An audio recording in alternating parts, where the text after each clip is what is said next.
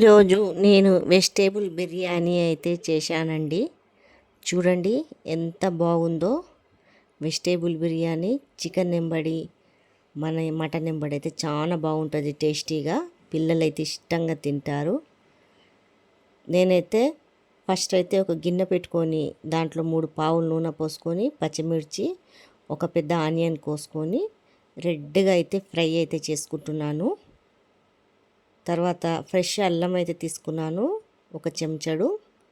ఇవన్నీ మంచిగా రెడ్గా పచ్చివాసన పోయే వరకు ఫ్రై అయిపోయాక కొంచెము పట్ట, లవంగ, ఇలాచీలు అయితే వేసుకున్నాను. అది కూడా ఫ్రై చేసుకున్నాను.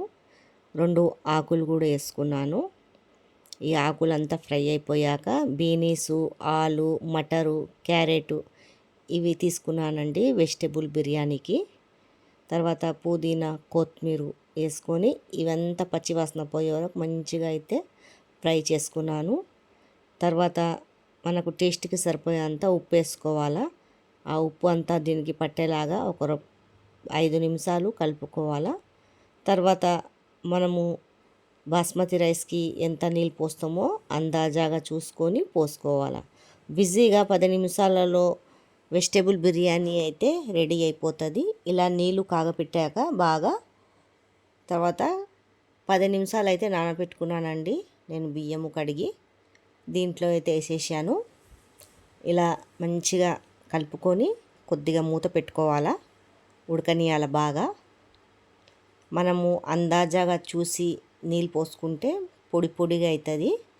వెజిటేబుల్ రైసు బాస్మతి తోటి మంచిగా అయిపోతుంది, కుళ్ళులు కుళ్ళులు అవుతుంది బాగా.